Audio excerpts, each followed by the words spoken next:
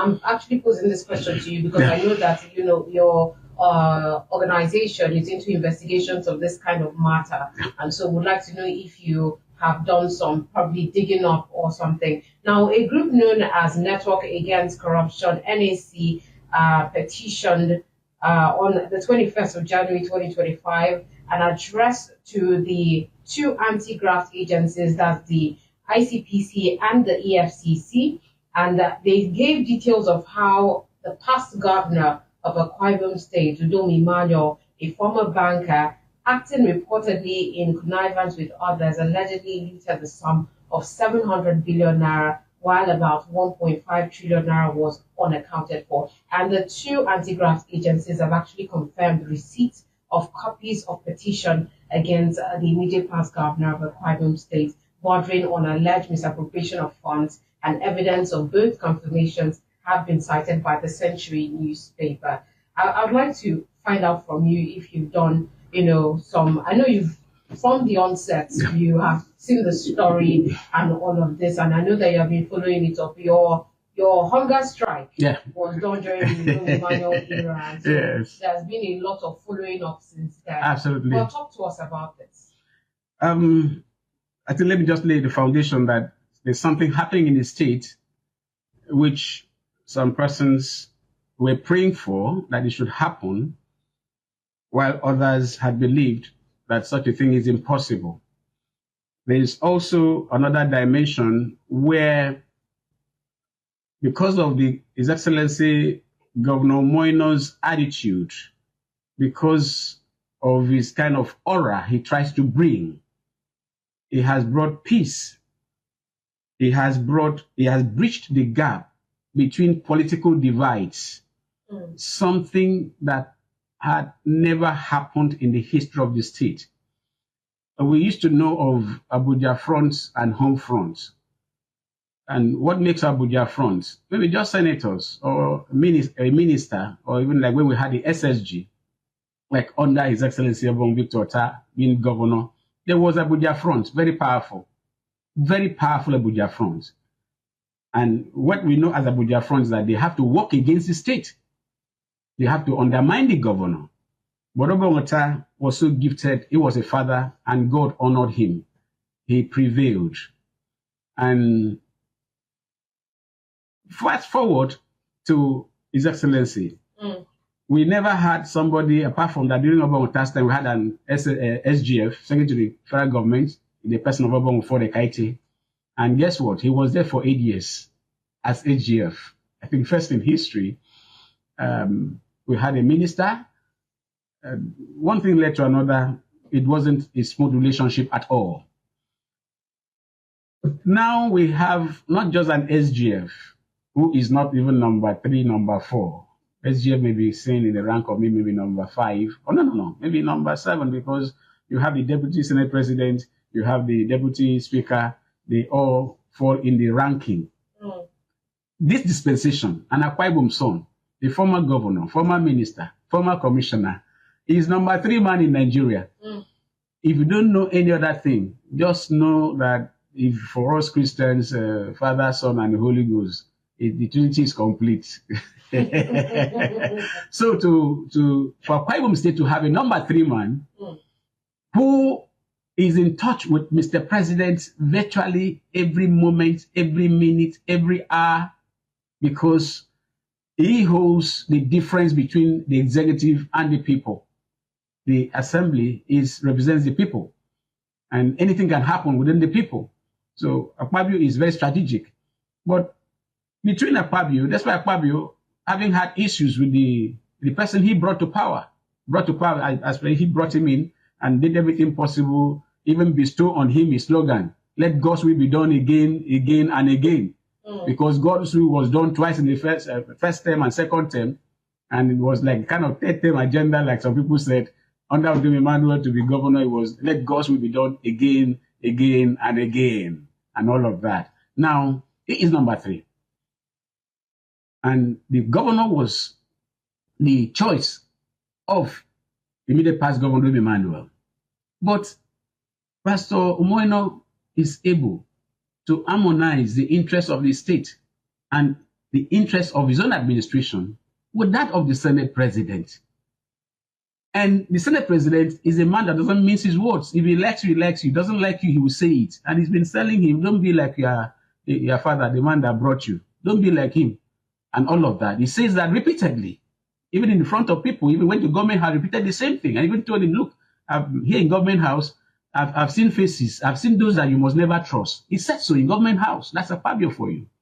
But how come His Excellency is able to harmonize the interest and has Akpabio attend events? If it's not, Akpabio is not there, the wife is there.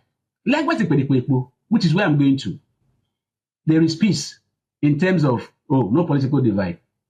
Even during the local government election, you heard what His Excellency said.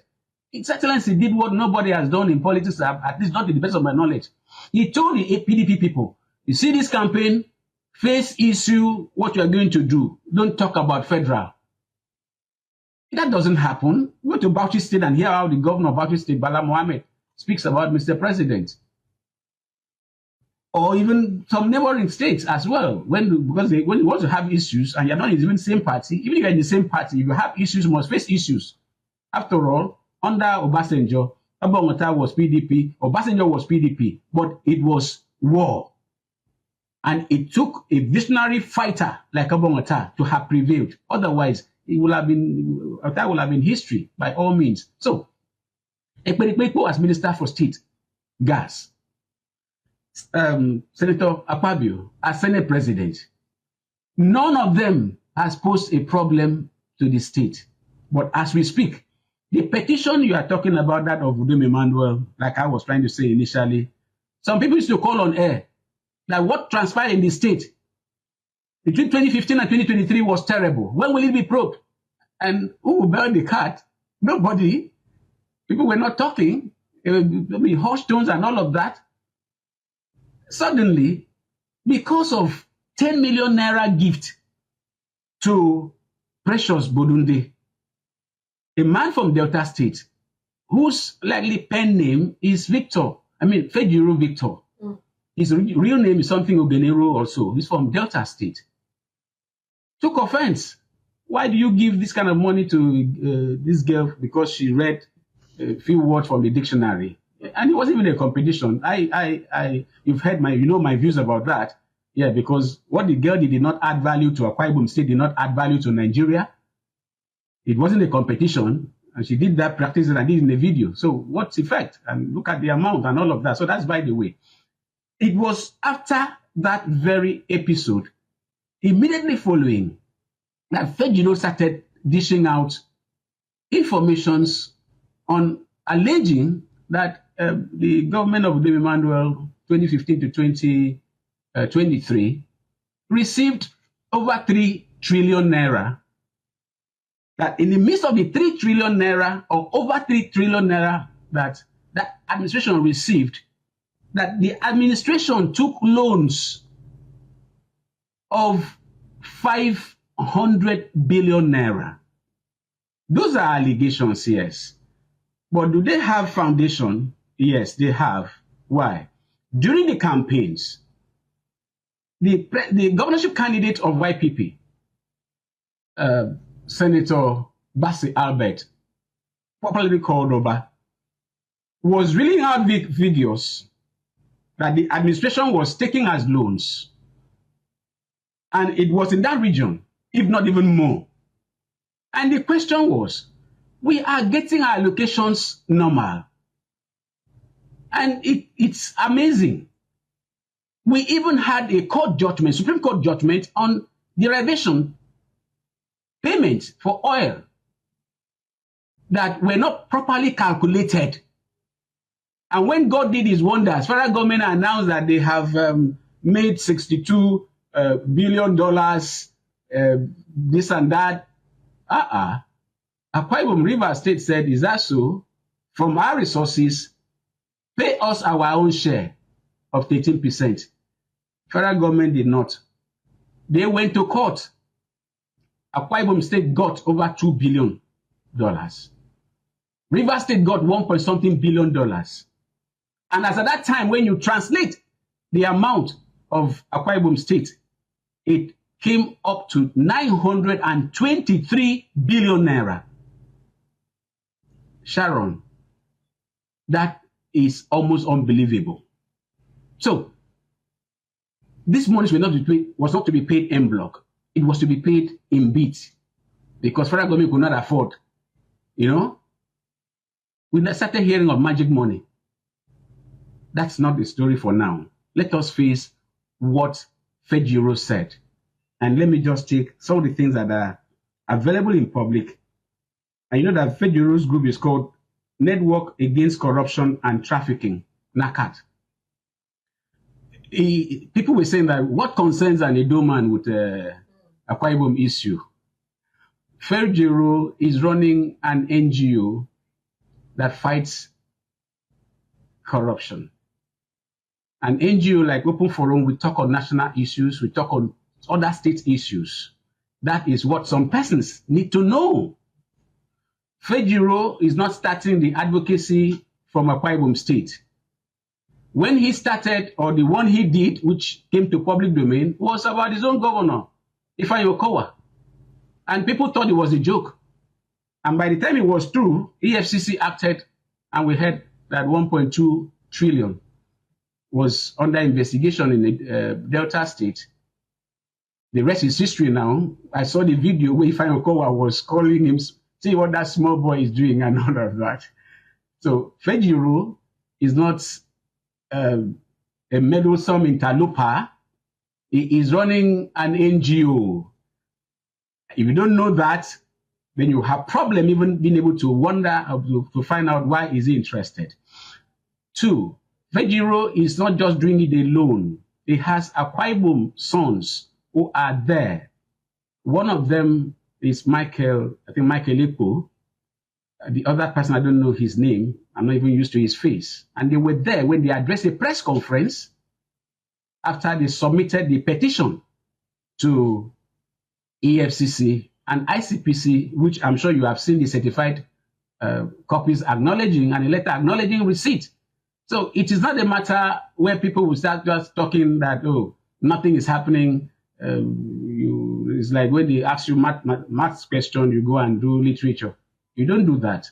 If somebody says you have taken this, the simple thing is to just show your hand.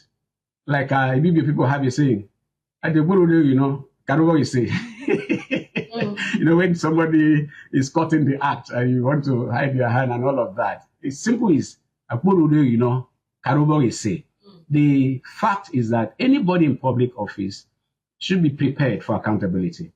That's why when you see some persons doing things as if the world begins and ends with them, you just pity them because they are not conscious souls.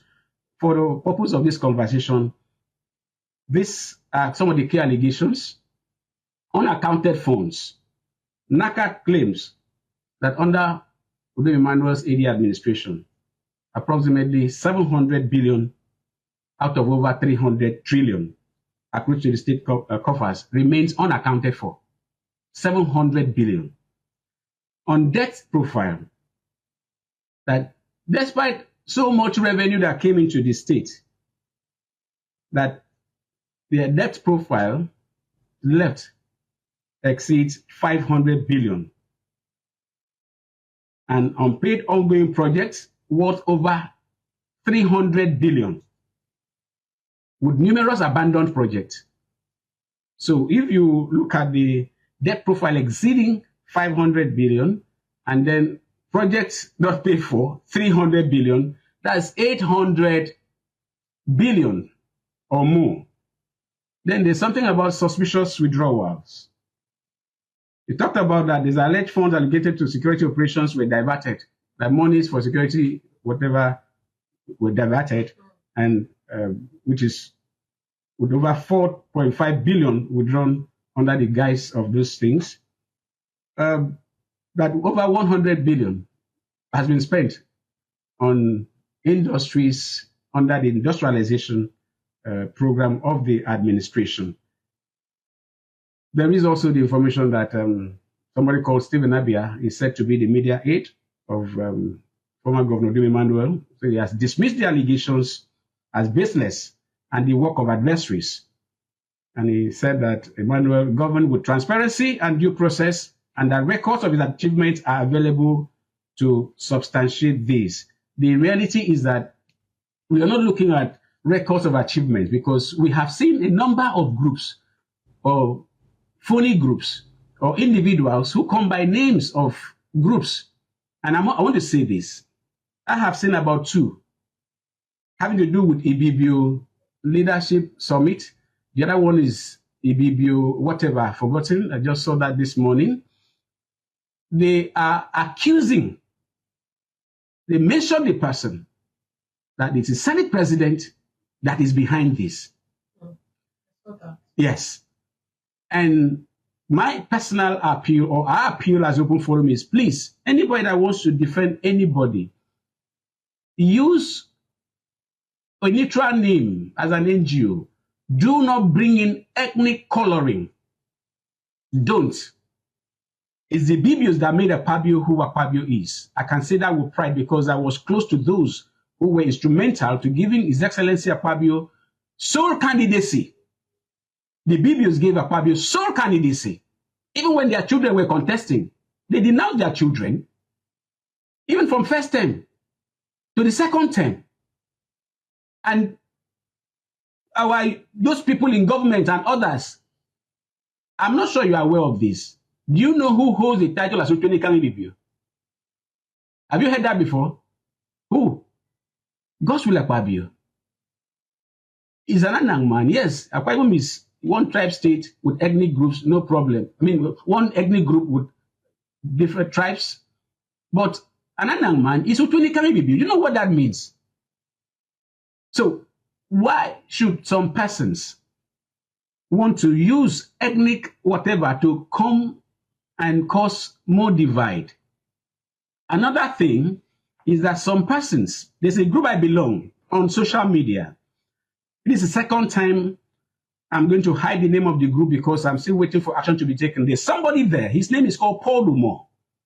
He alleges that there are people on that platform who are behind petitions that is flying in the state. And there are just 2 petitions. The one against former Governor Odum Emmanuel and the one against Minister Ekwerikpo. And guess what? I have not seen the petition or the allegation against Ekpo, but I've seen the response by his media aide. And what is that petition saying? The petitioner, or whosoever it is saying that Ekwerikpo is working too closely with the Governor Moino. And because of that, he wants to undermine the second term aspiration of His Excellency Asiwaju Bola Ahmed Tinubu. There is no allegation of corruption, though. Then you can see the mindset of certain persons. That because some project from Ekwerikpo's ministry is coming to Akwa Ibom in the gas sector, there's no time to read that out now. Somebody is feeling offended. Oh, because there's peace. Because Ekwerikpo and Akwa Ibom attends state service, state programs when they are invited, and they are often invited. Or have we not even seen when APC was to receive Akwa Ibom in Ikot-Ekpene? Didn't our governor go there to say he is one of the sponsors? Didn't our governor declare his second term intentions? So we have to move on. So I'm just trying to say this. So I want to plead. Those trying to defend sometimes what we don't know should please do so respecting who we are as a people. And then our leaders too should warn people that want to do either dirty job or want to volunteer because some person tribe in crisis, not to use the name of ethnic groups. All right. I am an Ibibio man. I love being who I am, and I love being an Akwa Ibom man and a Nigerian, a proud one for that matter. But what is going on is terrible. And for those who want to accuse other people for what they do not know, I have challenged the so-called Paul Lumo. I don't know him for madam. And I am saying this to the world, that on that platform, if anything happens to anybody because somebody who has been mounting that there was never corruption in the state, now the chips are down, let him come out with his document. I've seen one of the, I think, former aide to Udom, who is likely an aide now to Governor Moino. He said, Please, anywhere they want to go to submit something, I want to follow to go and submit to defend former Governor Dave Emmanuel. That is good enough. You understand? It's time to go and tender something.